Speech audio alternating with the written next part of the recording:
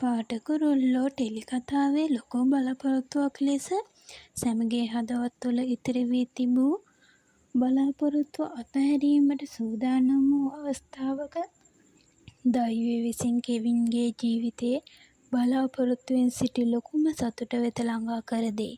කාලයක ඉඳන් දැස්මානයෙන් වගේම ජීවිතයෙන්ද ඈත් වෙලා මෙතුවක් කාලයක් අතුරුදහන් වෙලා හිටිය කේසිව කෙවින්ට මුණ ගැසෙන්නේ මුළු කතාවම උඩුයටු කර කරමින්ය. ඒ මූණ දුටු සැනින් කෙවින්ගේ දැස්වලින් ගලා ගියේ වේදනාවේ කඳුළු නෙමෙයි, වචනවලට පෙරලන්න බැරි තරම් ලොකු සතුටක්.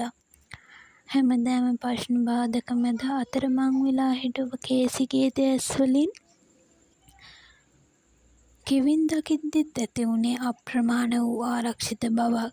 කේසිගේ හමුවීමත් සමගම කතාවට නව අරුතක් ලබා දෙමින් ප්‍රේක්ෂකයන්ගේ සිත් කතාවට තව තවත් ආසාවෙන් පිරී ඉතිරී යයි.